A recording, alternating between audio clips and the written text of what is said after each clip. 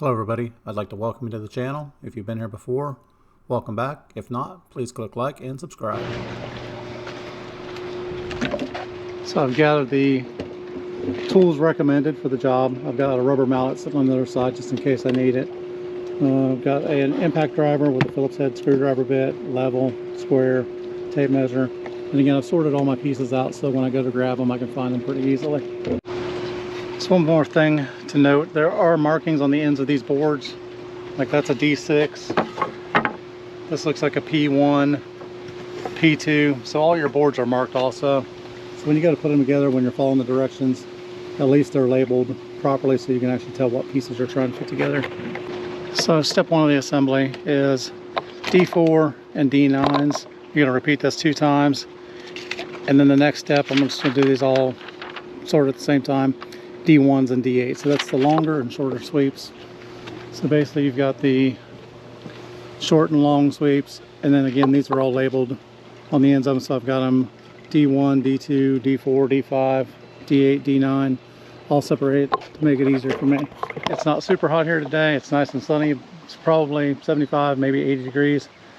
Don't put your bolts in the sun. They're black. They're coated with like a plastic coat. It gets super hot. So I've rearranged my bolts. I'm going to put something over top of them to keep them cool. So I've got my first bolts ready over here in the shade. I went ahead and put the washers on top of them so I can just put them together. And then it says do not tighten them, so I'm just going to loosely assemble it right now and then tighten it up whenever the instructions tell me to. So I've got my pieces laid out here. I'm using a wireless mic today. I haven't used this before on anything outdoor, so I'm not sure how it's going to work. Hopefully the wind doesn't do it too bad. It's not super windy, but it definitely has a breeze out. Showing the bolt going through the lumber, the long lumber side. And then this is a barrel nut. This is going to go through the inside. So basically, we're going to drop this through like so.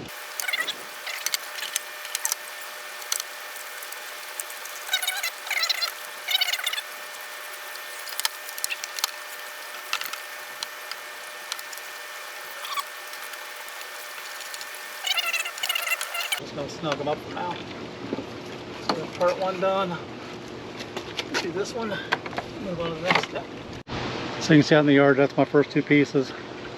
So my next step will be the part 2, which is basically the same thing over again. It's D1 with the D8, so it's the longer boards. I'm going to put those together and we'll go to the next step. Alright, so I'm putting these together now.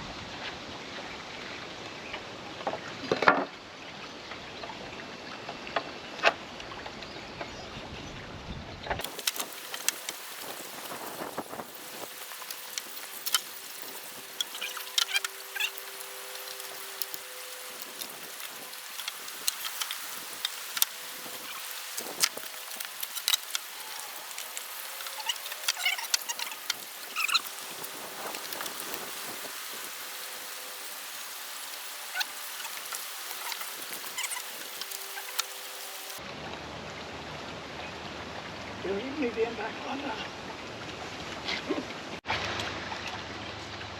So the next step is to take our joist supports that we just built. We're going to take our 90-inch ones first, and then in the next step we're going to take the longer 114-inch ones. So this is going to be sort of like what we just did. We're going to just repeat on both sides. So we're going to take our posts, we're going to lay our joist assembly inside, put the D5 across it, and bolt them together with the bolts that it says. So I've got it laid out here. I haven't got it bolted together yet, but I'm not going to make you watch me bolt it together. It's pretty simple. Stick the bolts through, put the nuts on. Screw goes through the side to hold this together. So I'm going to put all 4 of these together, so I'll have 4 pieces ready to stand up. Now I guess we're going to stand them up, and then we'll bolt them together with the longer pieces to hold them in place. So I've got the first one fit together. I'm going to go ahead and tighten these bolts up so I can put the lag in through this. Again, this piece is still loose, which we want. Make sure you use your square, and you want to square up these poles before you tighten them. So it's hard to do this with a camera, but I'm going to take my square, put it on the edge, and I'm just going to turn it so I've got a nice straight line across there. I'm going to tighten my bolts up. Make sure you square these up. If not, it's going to be lopsided and not going to look good. So one more little tip while I'm doing this. I'm pretty much doing this by myself. I've got a little bit of help lifting things here and there, but before I put these together, if you lift up, put the bolt through like so, then you'll be able to just set your post right on top of it. So I've got these two pieces here ready to go, the two arches. I'm going to take one of these arches and pull it out this way. I'm going to lean the other one up against the house. It's a little breezy today, so I'm going to have my wife help me hold it up. And I'm going to take the other two joists and bolt them in place. I've got it pushed back to where it's about where I want to keep it at. I've got the supports on both sides, so I've got a big open square now. So we're ready to move on to the next step. So the next thing is to do the end joist pieces. I haven't screwed those down yet. It says 15 and 7/16 spacing. So I just went ahead and laid them out. I got them in place. So I got my impact and my lag bolts. I'm going to shoot those into the top. So far I've had really no issues at all putting this together. The only thing I see is I got one piece of wood here that was pretty dry, and when I went to tighten the bolts it collapsed in. I'm going to just send them a little email and they'll probably send me another piece. But besides that, I could probably flip it on the inside, no one would ever see it.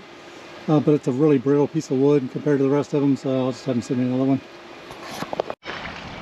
Alright, so all those are attached now. Spacing worked out almost perfectly. I had to move one just a little bit, but for the most part, worked out perfect. So the next thing is the P1 and P2s, which are just our cross beams. Now if you're going to cover this up, you could probably put a like a plastic roof or a metal roof on top of it if you're going to cover it. I don't think I'd put those extra beams on it because the roofing will hold it in place, but that's up to you. If you're going to leave it open like I'm going to, I'm going to use the P1s and P2s. So for this part right here, since there's so many of these to cut, I made a little cheater block. So I just took a little 2x4 that I had, and I made it the 7/11/16. And I'll just lay this in between the slots. So every time I put one up there, I can put this in, screw it down, slide it over, screw it down, work my way across that way. Should save me a ton of time trying to measure every single beam. So basically just take your block and lay it in there for spacing. So when you put the next row up like I've got ready to go, put it up there, screw it in the middle, and then work your way out. Placing your block each section.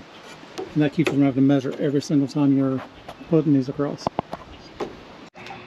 So there's my finished result. About 6 hours worth of work. One person, two people at a couple points to just help lift and hold things together while you're putting it together.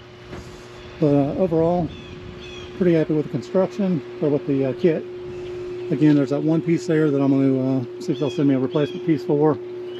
A couple of the slots up top, or the sides up top, I had to re-drill the holes for them. Most likely it was probably a slight warp in the beams going across and not necessarily the pre-drilled holes at the top. They're only off 1/4 inch, 1/2 inch, just enough to barely miss the wood. So I just re-drilled those, but there weren't many of them. If you're a framer, you probably take the time and just bow those together, but for what I'm doing out here, it's not going to really matter to me that much. I haven't put the feet on it yet. The feet, I'm going to go, I know they make steel ones, since I'm going to put this on the concrete, and we're not sure whether we're going to push it against the house or pull it out towards the middle, move the hot tub a little bit. So I'm going to leave it like that for now, but I'm going to get the metal feet and drop them into the metal feet and then probably anchor it to the concrete once I get done. It does come with some plastic feet, or you could put this in the ground or on the grass if you wanted to. I would pour little pads if I was putting it out in my yard just so it stays a little more stable. It's not super heavy. You can move it if you wanted to. I can pick up on it. I can pick up one corner. So 2 or 3 men could easily move this thing around. But overall, again, quite happy with the kit. I think it was $1,350 with Sam's Club with free shipping. Dropped it right off on my doorway. It took them about 2 weeks to get it here. Hope that helps you out. Have a good day, and please click on like and subscribe.